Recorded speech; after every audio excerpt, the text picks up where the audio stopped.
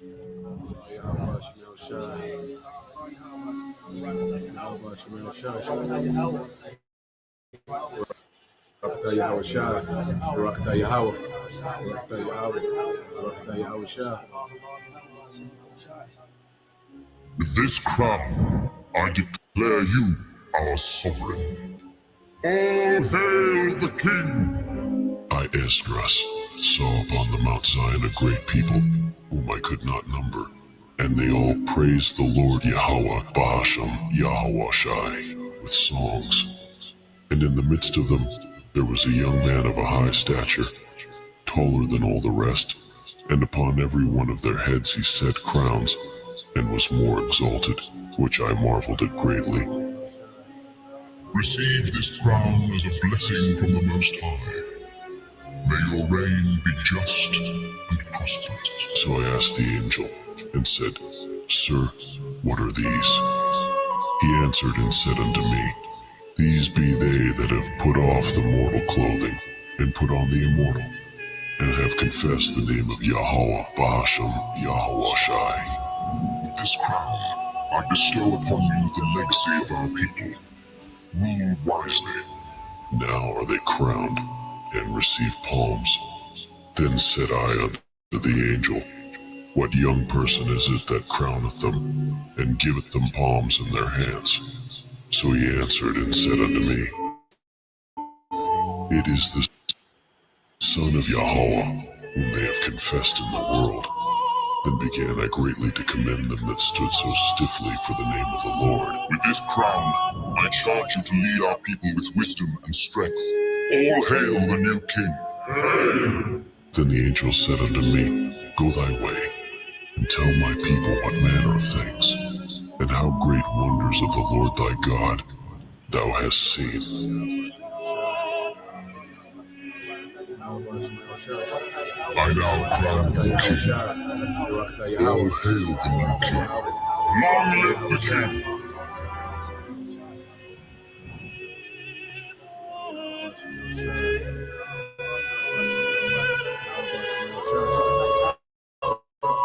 Rakata Yahweh Shai. Rakata Yahweh. Rakata Yahweh. Rakata Yahweh Shai.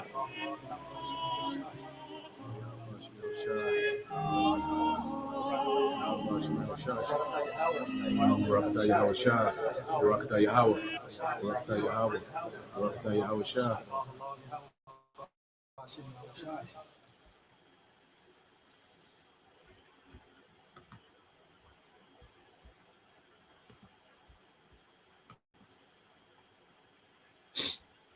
All right, Shalom. First and foremost, I would like to give all praise, honor, and glory unto Yahweh, Bahashem, Yahweh Shai, Bahashem, Rakakwadash, and double honors unto the apostles and the elders of GMS who rule well, teach well, being great examples towards younger brothers. And peace and blessing, salutations to the hopeful lake out there pushing his word in truth and in sincerity across the four winds in the name of Yahweh Bashem Yahweh Shai, pushing to get up out of here. Shalom to the hopeful lake, the believers and listeners who may have came back to the obedience of the scriptures through faith in Yahweh Bashem Yahweh Shai. All right, and what I want to get into today, is a continuation in the book of First Corinthians. All right, we made to the 16th chapter, which is the last book, okay, of the book of First Corinthians. Last chapter in that book. All right, and the Lord will we continue on to the book of Second Corinthians. The follow up. Dealing with the church. All right, current, and this chapter shows how Apostle Paul was pushing Israelite culture, okay, amongst these Israelite foreigners, who grew up in these Greco, Roman societies, where it was based on social status, okay, clout, being popular, and vanity, okay. So the Apostle Paul, he's pushing Israelite culture. We're going to go into our culture and show you we had a culture of hospitality, okay, unity, all right, and selflessness, okay. We're going to get into these things, but so this is the closeout letter, and you're going to see Paul, begin to facilitate, particular moves, sending, all right, different emissaries, all right, men, under him to these different churches to check on the churches and to set things in order to solve certain, disputes. Okay, to be temporary overseers, and Paul is just facilitating, these things. All right, for the churches, show you that his work, went beyond, just teaching doctrine, but the practical functioning of the churches. Apostle Paul was hands on. Okay, so let's go here, get a quick overview in the chat. All right, and it says overview of 1 Corinthians 16. It said 1 Corinthians 16 is the closing chapter of Paul's letter, dealing with practical instructions after the doctrinal and ethical issues discussed earlier. The chapter contains 4 major themes: the collection, okay, for the saints. All right, 16 verses 16 1 through 4. Chapter 16 verses 1 through 4. It said Paul instructs the Corinthians to take up a weekly offering for the poor believers in Jerusalem. Each believer is to set something aside on the first day of the week. Paul plans to send the gift with approved delegates from the Corinthian church. We're going to go into why, a donation was needed, for the church in Jerusalem. It says Paul's travel plans. All right, Paul outlines his intention. He expects to travel through Macedonia, hopes to spend time in Corinth.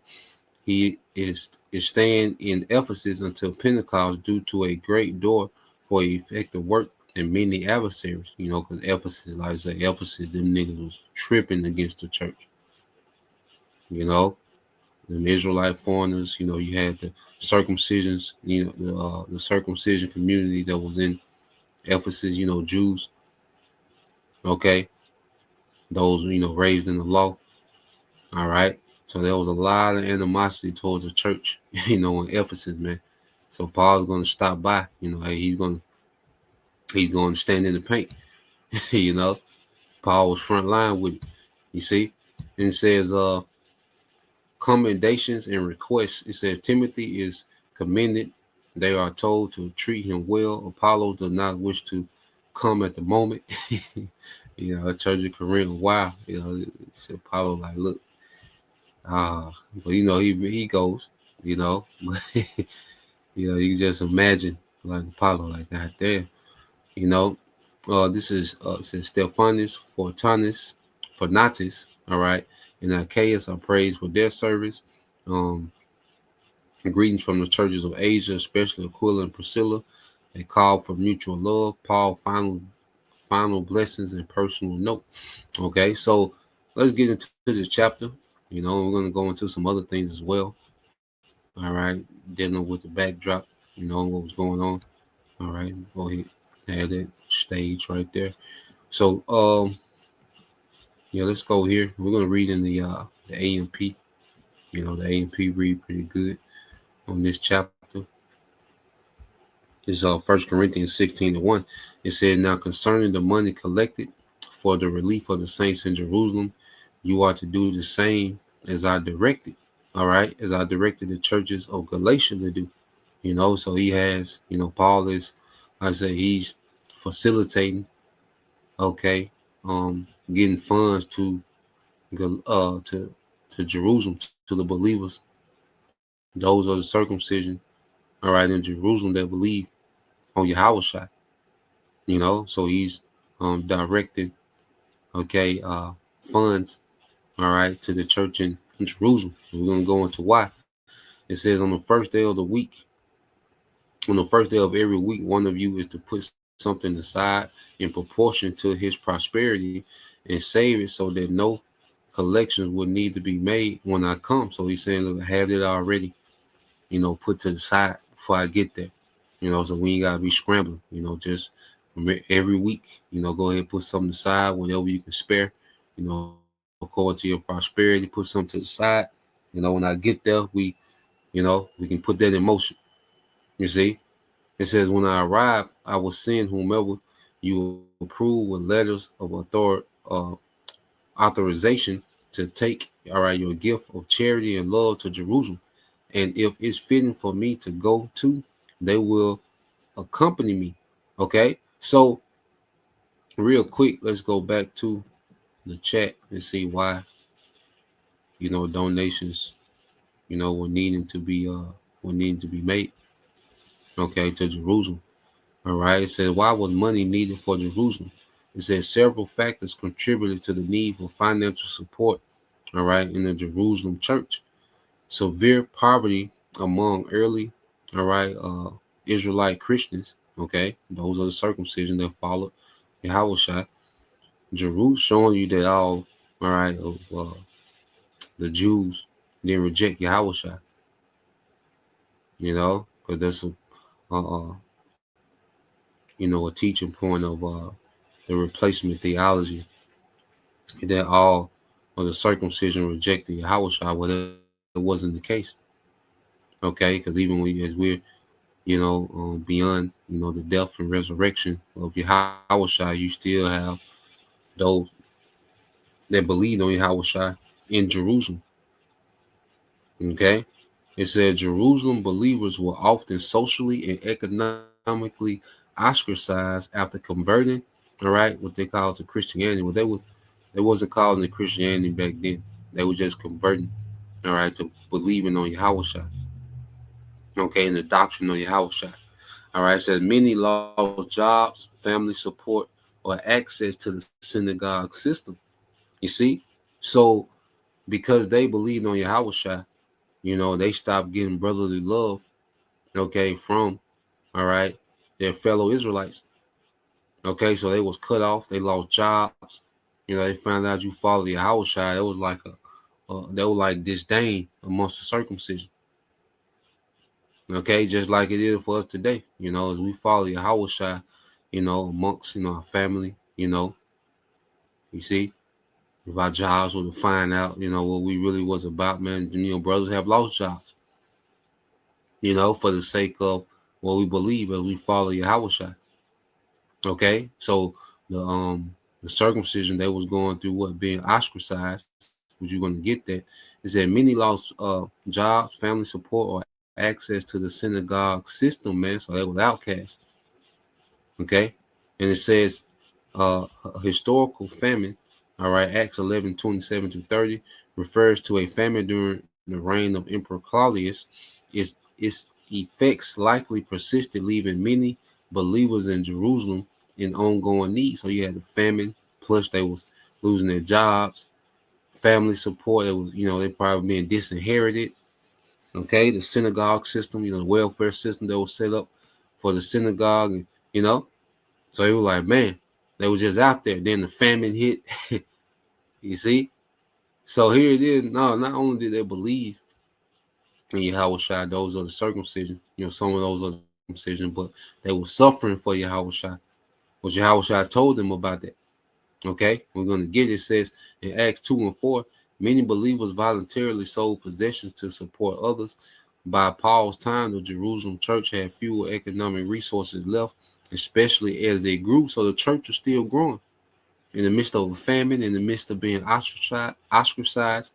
Okay, in the midst of it being a disdain. You see, following Yahushua, you wasn't like amongst the circumcision. You wasn't like amongst, society. The Greco-Roman society. Okay, they looked at followers of Yahushua as the scum of the earth. Okay, just as they do now. All right, it says redistribution of good. Yeah, I read that. Okay, and then also you had this aspect. Paul also saw the collection as a sign of unity between Israelite and Israelite foreigner believers.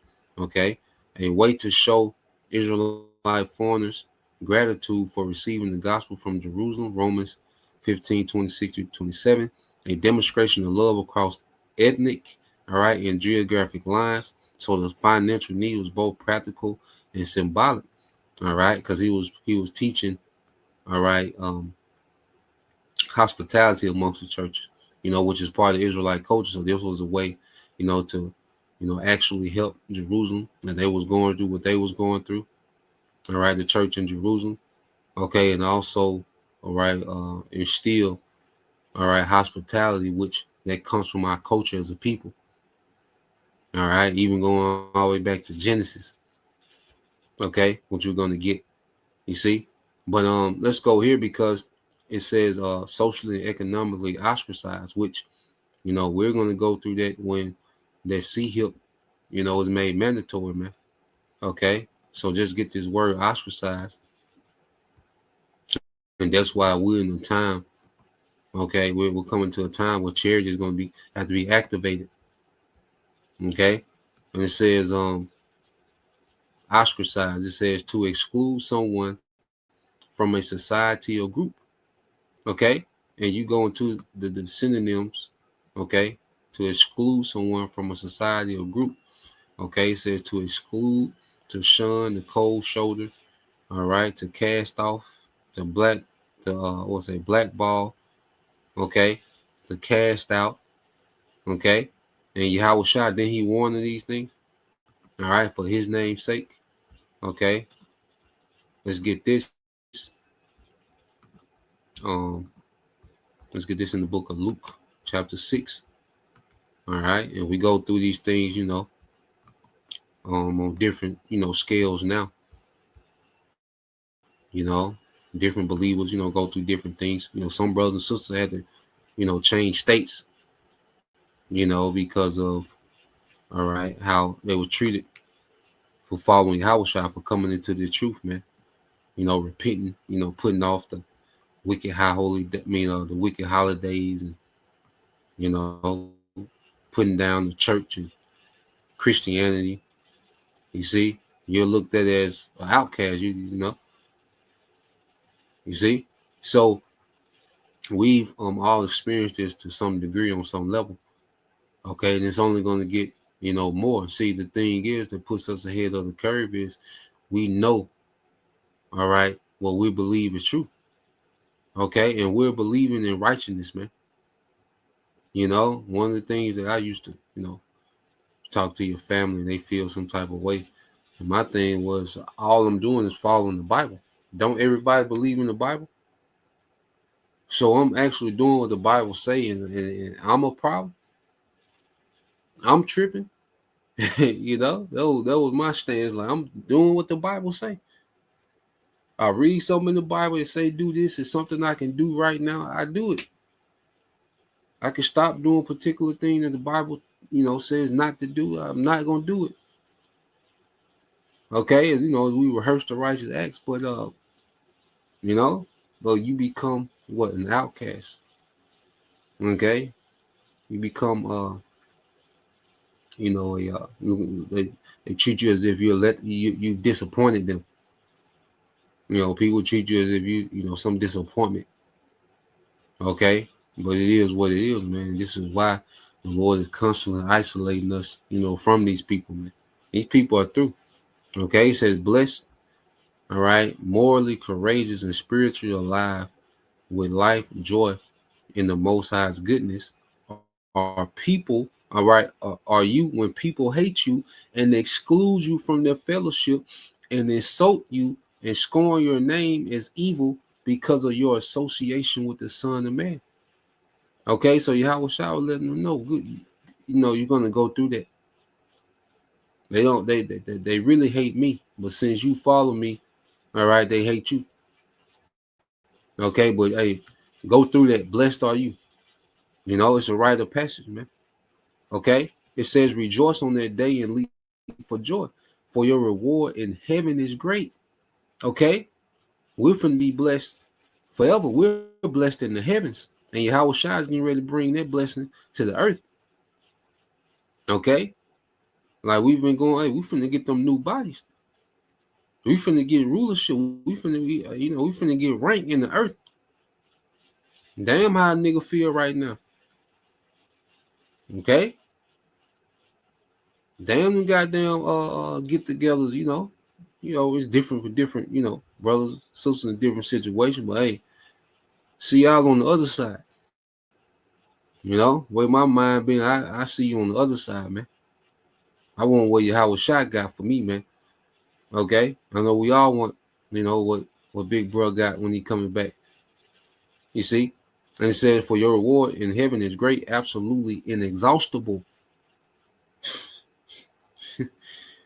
For their fathers, used to treat the prophets in the same way. All right. So we, all right, entered into a legacy, okay, of the prophets of old, okay, which were looked at as outcasts and treated harshly amongst Jake, man. So this is, no new thing under the sun. Okay. But we've experienced a level of being ostracized. All right, let's say some more than others. Okay, but to some type of degree, we've gotten a cold shoulder, okay, for what we believe.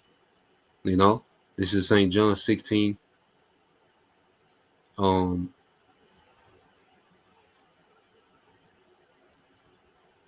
started 33. It says, I have told you these things so that in me you might have perfect peace. In the world you have tribulation and distress and suffering, but be courageous, be confident, be undaunted. All right, be filled with joy. I have overcome the world. My conquest is accomplished. My victory, all right, abiding, man. So Yahushua, he conquered, all right, everything that we're going through. All right, and if he is in us, it's in us to overcome all this shit, man. Okay, damn the cold shoulder we get, being ostracized and being looked at as a disgrace and a disappointment. Okay, we built to endure that. If your house shines in us, that's why the thing that makes us, built for these times is pouring into the Yahweh Shai that's in us, man. Tap into Yahweh Shai, activate Yahweh Shai more and more. Okay, because Yahweh Shai didn't give a damn about this world, this current world, how people feel. He wasn't worried about people's opinion. He wasn't trying to be liked, even amongst the Israelite community, because for some reason, okay, the Israelite community think their approval is a thing of value, okay, a thing to be sought after. Okay, no, we don't care about, all right, how we look to the public. We don't care about that we're around men that are not, all right, praised in this world and looked at a certain way in this world. Okay, because we see the value, all right, of brothers in Yahweh Shai. All right, we're not looking at brothers the way that the world looks at brothers. We look at brothers how Yahweh Shai is looking at brothers, man.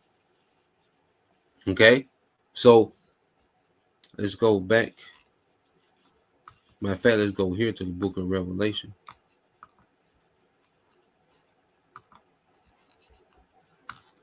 All right, go to Revelation 13. Okay, Revelation 13 and 15, it says, let me read this in KJV.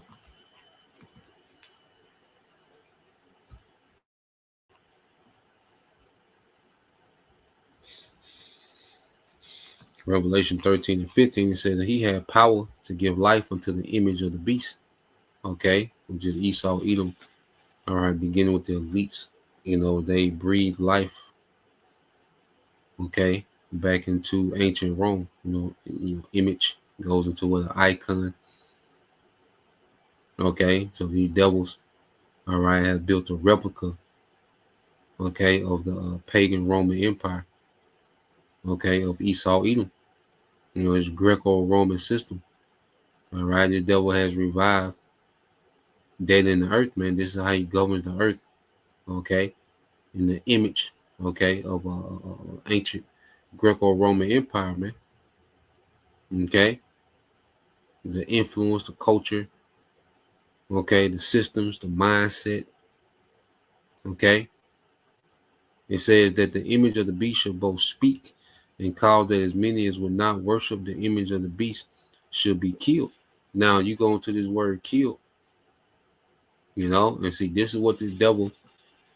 All right, this is the standard this devil's getting ready to set in the earth, man. Like, look, if you ain't down with how we moving forward, okay, because first it's going to begin with us being, before, people actually, before he start making it punishable by death. Okay, people are going to be ostracized for not bowing down to this new system that these devils are rolling out. Beginning with the digital ID, leading to the Karagma, all right, the MOTB, which is the RFID microchip. Okay, so you get this word, all right, killed, and you go into the root word, okay, which is Strong's G 575. Apa. apa, Apa. okay, which means what? Of separation. You see that? A separation. All right. It says a local separation of a part from a whole. So ostracized, man. Because before, this thing is mandatory. A lot of people are going to be voluntarily, okay, signing up to this system. Okay. A lot of people are going to be voluntarily signing up to this, man. Okay. A lot of people, once he makes it inconvenient, those that have a little resistance, then he gonna make this thing inconvenient for you not to have it, and people gonna, bend the knee. Okay. And then those that still resist eventually gonna come, with the sword itself. All right. But prepare to be ostracized, man. This is why true charity and love is going to have to be activated. Selflessness. Okay. It's the straight gate. You're gonna get a little uncomfortable. You ain't gonna have, hey, we're gonna have to live communal. Okay. I'll look that word up in a minute. All right. But go back to the book of First Corinthians.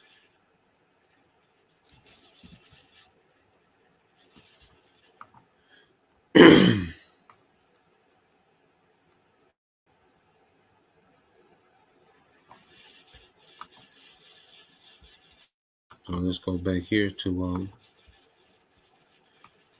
First Corinthians 16. All right, it's First Corinthians 16 and 5. It said, "Now I will come unto you when I shall pass through Macedonia, for I do pass through Macedonia, and it may be that I will abide and winter with you, that ye may bring me on my journey whithersoever I go. For I will not see you now. I will not see you now by the way, but I trust to tarry a while with you, for if the Lord permit. But I will tarry at Ephesus until Pentecost, for a great door of effectual is open unto me, and there are many adversaries, man. So like I said, Ephesus, was very hostile toward the believers. The city of Ephesus, man. The region of Ephesus. It says, "Now if Timothy is come, see that he may be with you, all right, without fear, for he worketh, all right, the work of the Lord, as do I. Let no man therefore despise him, but conduct him forth, all right, in peace, that he may come unto me, for I look for him with the brethren. As touching our brother Apollos, I greatly desire him to come unto you with the brethren, but his will was not at all to come at this time, but he will come when he shall have, convenient time." Okay. Apollos. I like, look, man, shit, Paul, them niggas, Corinth, goddamn, but he eventually came, I believe, I had to look it up, but it says, "Let everything you do be done in love." All right, motivated, inspired by the Most High's love for us. Okay, matter of fact,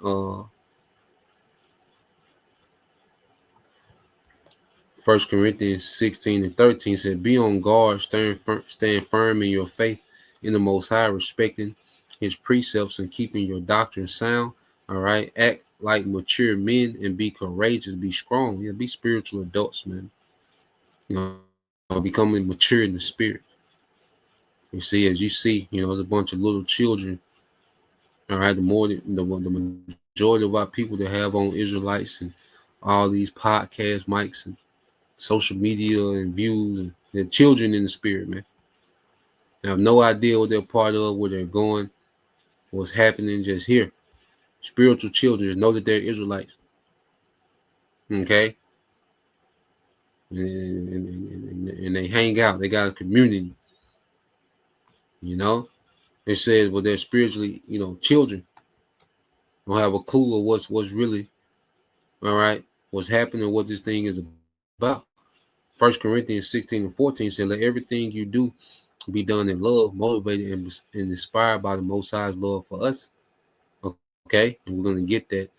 I got some more chat pulled up for that. It said, brothers and sisters, you know that those of the household of Stephanus were first converts in Achaia, and they have devoted themselves for ministry to the Most High's people. Now I urge you to be subject to such leaders, treating them with courtesy and respect, and to everyone who helps in the work and labor for the benefit of yourselves and the church. I rejoice because Stephanus and Fortunatus, all right, and Achaeus has arrived, for they have made up for my absence. They have refreshed my spirit as well as yours. So fully acknowledge such men, all right, and deeply appreciate them. The Church of Asia send you their greetings, Aquila and Priscilla. Aquila and Prisca, together with the church that meets in their house, send you their warm greetings in the Lord. So they was, there's a lot of other churches encouraging the Church of Corinth. When the other churches were here, all right, of a new church being established in Yahushua, they would send their greetings. They will all become part, of a network, and Paul was the facilitator of that network. Okay, of doctrine, okay, of finances if needed, okay, charity, okay, sending on, the believer, the people that were traveling with Paul, he would be able to send them through, and they'll be taken care of, and get their hospitality, man, which goes back to our custom. Okay, it said all the believers greet you, greet one another with a holy kiss. This greeting is in my own hand, Paul. Okay, so we're gonna come back and deal with these last few. But let's go here because Apostle Paul was saying, look, love, like the Most High loved us. Okay, because the Most High set the tone of love by sending Yahushua, a mercy we didn't deserve. Okay, and that's why when you go here in Matthew 22, all right, and starting 36, Matthew 22 and 36, it says, teacher, okay. I started 35. It says, one of them, a lawyer, an expert in the Mosaic law, all right, asked Yahushua a question to test him. Teacher, which is the greatest commandment in the law? And this shows you that Jake, all right, completely missed the point of the law. I'm going to show you that because he's an expert in the Mosaic law. Okay, but he missed the point of what the Mosaic law is rooted in. Okay, and Yahushua replied to him, you shall love the Lord your power with all your heart, with all your soul, with all your mind. This is the first and greatest commandment. All right, because one of the things that, had the Lord pissed more than anything was idolatry. Jake getting into witchcraft and dark magic and, the madness of the heathen. But if you love the Most High with all your heart, with all your soul, with all your mind, you're going to be faithful to your power. As we've awakened to who we are and who our power is, we've been faithful. Like, we love the Most High too much to give any reverence to another God. Okay, to submit to another God in any other way. Okay, it said this is the first and greatest commandment. The second is likened to it. All right, is like it. You shall love your neighbor as yourself. All right, this is unselfishly. All right, that is unselfishly seek the best or higher good for others. This is unselfishly seek the best or higher good for others, and this is speaking of fellow believers. Okay, and even amongst those that are of okay, the unbeliever, we still, there's still a certain level of integrity we have amongst them. But as Apostle Paul says in the book of Galatians, especially, all right, the church of the Most High, all right, said the whole law and the writings of the prophets depend on these two commandments. Okay, because when you go into, let's go here. Um, let's pull this up. All right, I just did a search, in the chat. So I asked the chat, was ancient Israelite culture hospitable, and did the laws encourage unity and selflessness? Selflessness, okay, which is a word we wasn't. All right, we didn't come up understanding what selflessness was. All right, it says ancient Israelite culture, all right, as reflected in the Hebrew Bible, archaeological findings, and Near Eastern comparative studies place very strong emphasis on hospitality, social unity, and care for the vulnerable. While the society was not perfectly right egalitarian, yeah, egalitarian, its laws and norms did intentionally encourage generosity, all right, communal responsibility, and protection of the weak. Okay, so you go on to point one, it says hospitality in ancient Israelite culture. Okay, hospitality, kindness, covenant, loyalty, care for strangers, and the word gar, which to Israelite foreigners, okay, was a core moral value. Harsh travel conditions made strangers vulnerable. Hospitality was a survival necessity. The Israelites saw themselves as former strangers in Egypt. This became a theological foundation for comparison. Abraham rushing to feed visiting strangers, Genesis 18, is a classic model of lavish hospitality. Lot sheltering travelers in Sodom, and these were angels, you know, posed as men in Genesis, 18, to come tell Isaac about the birth of Yahushua. To come tell Abraham about the birth of Isaac, which we know in the spirit, was Yahushua. Okay, Lot, angel came to spy out Sodom. Okay, those angels came, as men. Okay, and Lot, okay, sheltered those men to the point that he was even willing, those men of Sodom were trying to get to those angels. They thought they was men. They wanted to defile, those angels that they thought was men. And he was like, look, take my daughters instead. And that's because hospitality was on another level. Like, nah, these men protection are, like, nah, before these men get harmed, before you do that to these men, look, take my daughters. Okay. But these men are under my shelter. Okay. Just show you the seriousness. Okay. Of hospitality. It says Lot sheltering.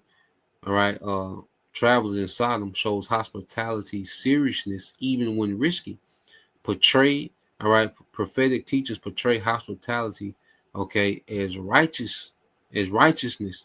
Okay. Isaiah 58 verses 6-7. We'll just get this in.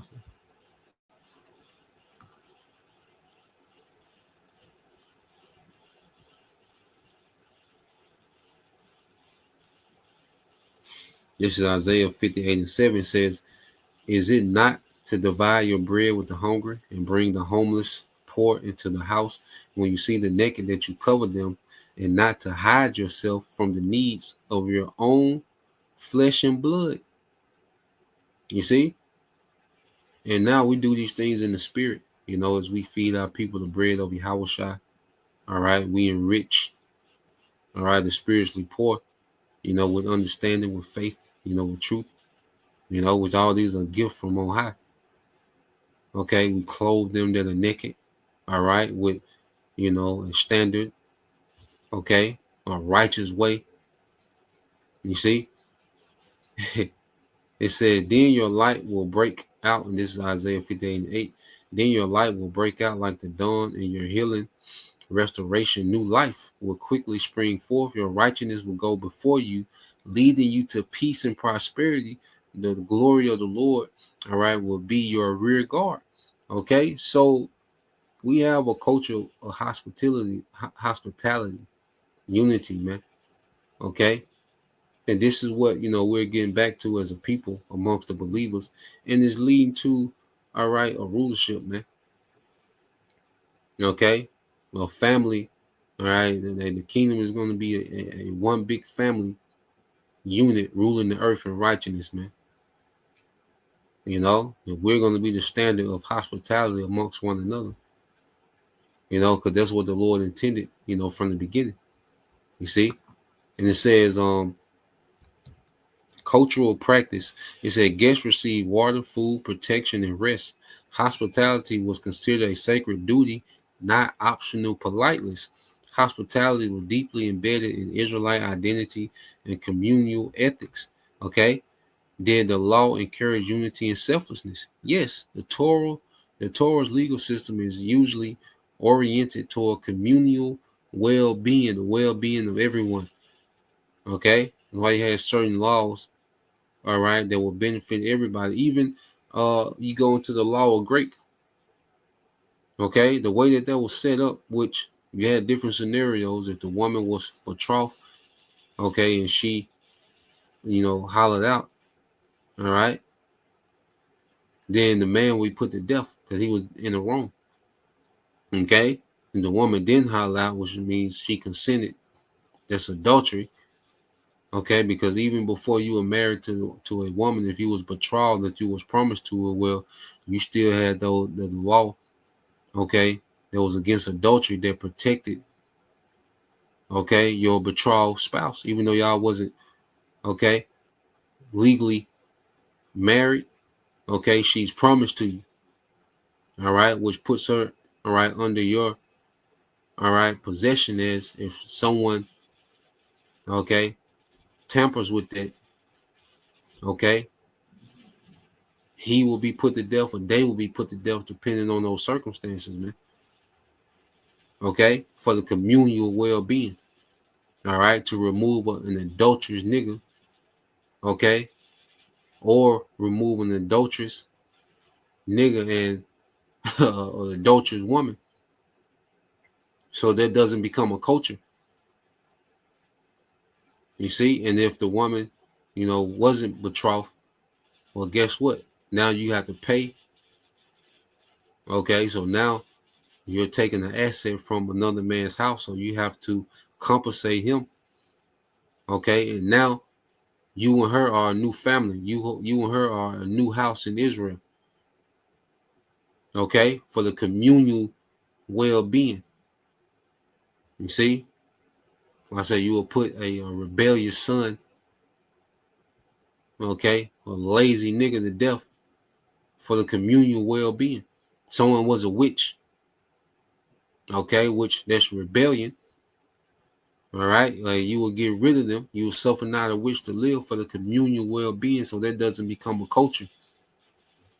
Okay, so even though the laws that you look at is harsh, and guess what? It was for the communal well-being for everybody, and it was rooted in love for everybody.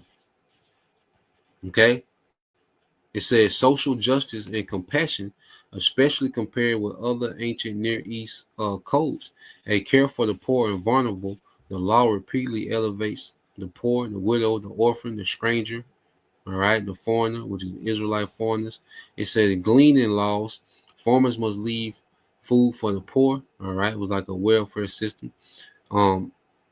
Interests, okay, prohibitions, and like I said, brothers can put these precepts on the comment board. And brothers able, you know, I know how it be sometimes. Brothers be at work or driving, you know. You put some of these precepts up in Leviticus 19, 9 through 10, Deuteronomy 24, 19 through 21. All right, Exodus 22, 25, Deuteronomy 14, 28 through 29, you know, just for the sake of edification of the comment board, Abaratazah. You know, so tithes used for Levitical, all right, for Levites, okay, that was their salary, you know, so the Levites will have a salary that will come out of those tithes that the rest of the tribes paid in to the temple, okay, because the Levites had the responsibility and the duty of the temple, okay. It says strangers, widows, and orphans, okay, because the tithes also, you know, you had a treasury for strangers, widows, and orphans that they will be taken care of. So it was a pot, okay, that the Levites were set aside to take care of strangers, widows, and orphans. You see that in the book of Maccabees, the 3rd chapter. Second book of Maccabees, 3rd chapter, with Ananias. He had money set aside, all right, for the widows and orphans. Okay. It says restoration. It says restorative justice, not just retribution. It said jubilee laws, free slaves and return land every 50 years. All right. The sabbatical year, release debts every 7 years, Deuteronomy 15. Okay. And a runaway slave must not be returned to harsh masters, Deuteronomy 23, verses 15 through 16. So runaway slaves, all right, must not be returned to harsh masters, man. So he even had to where Jake, because you had servants, you had Israel, you had some men that were servants to other Israelites, but the scripture tell you not to rule over, your brother with rigor. Okay, so if it was a harsh master and that slave ran away, all right, and it was, it was judged that this man was too harsh, okay, then you wouldn't return them. Okay, yeah, he doing too much. You see, so we had a standard, man. Okay, even Israelites that would work for other Israelites, that will service to other Israelites, you couldn't wild out on them. Okay, it said unity through shared worship and festivals. It said national festivals, Passover, weeks, tabernacles. All right, the Passover, the Feast of Weeks, the Feast of Tabernacles, which those are the 3 high holy days where Israelite men, all right, were ordained, were ordered to come back, commissioned to come back to Jerusalem every year. Okay, while you have that account in the book of Acts, chapter 2, you read that. It says require communal gathering and shared meals. Okay, these gatherings reinforce national identity, collective memory, social cohesion. It said love of neighbor and social conduct. 2 famous laws summarize Israelite ethnics. All right, and this is where Yahushua got this from. Remember, the guy who's asking Yahushua what are what is the most important law? He's supposed to be an expert in the law of Moses. Okay, so this is in the law of Moses where Yahushua got this from. All right, he said, love your neighbor as yourself, Leviticus 19 and 18. Okay, your brother can put that up. It said, love the stranger as yourself, which is an Israelite foreigner. All right, coming back, to claiming the inheritance amongst his people. Okay, Leviticus 19 and 34. Okay, so these commands are unmatched in their scope. Okay, in the ancient world, it said empathy and reciprocity, all right, reciprocity, okay, as divine expectation. Okay, so it was expected for you to have the same love for your neighbor, your fellow Israelite, as you will have for yourself. Okay, that was in the law. So Yahushua, he's telling them, look, on this you can hang all the laws, because as we've been going through, the law was rooted in love and unity and hospitality. Okay, selflessness. That's what the law is rooted in. Okay, so Jake, that's why Yahushua was telling you, like, y'all don't get it. Y'all around talking about the law this and the law that, but y'all, even these Israelites that believed on Yahushua, remember, they were ostracized. Okay, they would be fired by Israelites. Okay, they will be blackballed by Israelites. Those are the circumcision, those raised in the law. All right, because they followed Yahushua, which was an Israelite, which did fulfill prophecies concerning the Son. Okay, of the Most High. Okay, it was Israelites that were treating them like that. They were supposed to be, so big in the law, just like you see now. These Jake that beat you in the head with the law. Look at these niggas, man. Look how these niggas are one towards another, man. 4-hour videos of gossip and text message and screenshots, and I'm bringing her on tonight to tell it all on this nigga. Tune in, subscribe. You know, get a subscription to the private room. We finna, you know, I got his second baby mama, you know,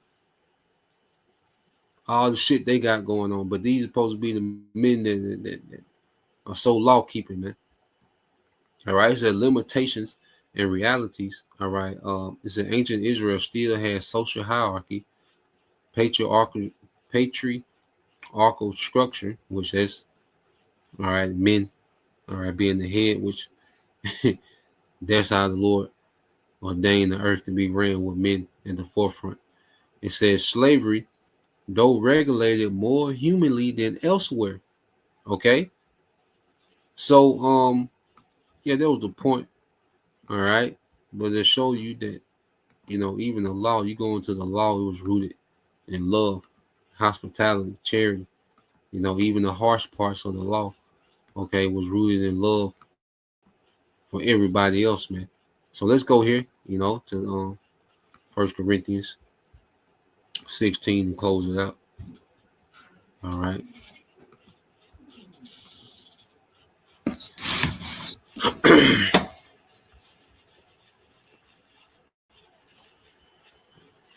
So this is on 1 Corinthians chapter 16 and verse 22. It says, if anyone does not love the Lord, all right, does not obey and respect and believe in Yahushua HaMashiach and his message, let him be accursed. All right. Maranatha. All right. Oh, our Lord, come. You know? So the Apostle Paul said, let anyone that doesn't obey or respect and believe in Yahushua and his message, even those that call themselves Israelites today with false doctrines and the false message, man, they don't respect and believe in Yahushua. Let them be accursed, man. That's why curses go up on these wicked niggas, man.